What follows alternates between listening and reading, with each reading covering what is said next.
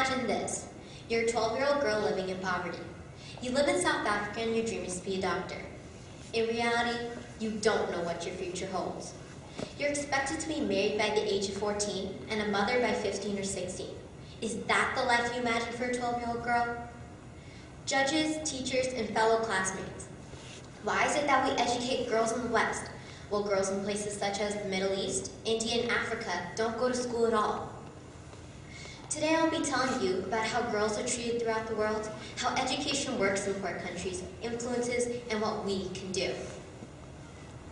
60 million girls don't go to school because they have to cook, clean, and take care of their household.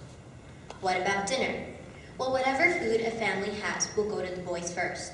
The family wouldn't care if the girl didn't eat at all, or they wouldn't care if she starved to death. They would just disown her and leave her. As for the boys, well, they are praised by the family. The reason for this is they will stay in the family, while girls will get married and leave the house. Speaking of marriage, when a girl gets married, her family will have to pay for the majority of the wedding. In fact, they have to buy gifts for the boy's family too. I wish poor girls were treated better.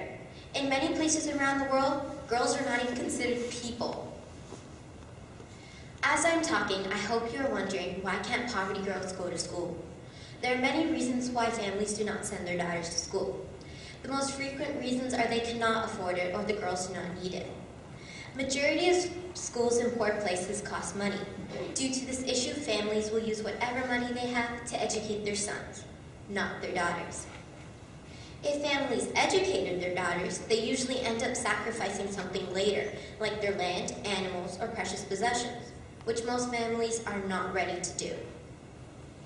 Other families think that girls do not need the education. This is because people feel that girls will just get married and leave the house. They will just cook, clean, and reproduce. I'm ashamed to say that in many countries, less than 1/3 of students in university are girls. Girls can do more than what they're expected to do. If we could educate those girls, maybe one of them could be our next prime minister, or the scientist who ends global warming, or maybe the doctor who cures cancer. We don't know unless we try. I'm not the only person in the world who recognizes this terrible issue. People such as Malala Yousafzai and Oprah Winfrey are two very good examples. When Malala was 15, she was attacked on a bus in Pakistan by two men from a terrorist group named the Taliban. Luckily, she survived. The Taliban group didn't agree with girls getting an education. However, Malala disagreed and had already created an online blog about how girls should be educated and her own love of learning.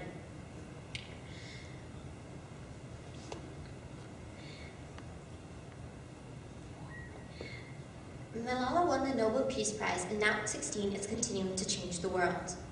Let us pick up our books and pens. They are our most powerful weapons.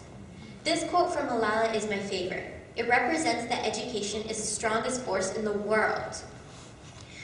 Thanks to Malala and her powerful voice, former British Prime Minister Gordon Brown created a petition with the United Nations that said every child in the world will be in school by the end of the year 2015. Would you use that in that petition? I know I would.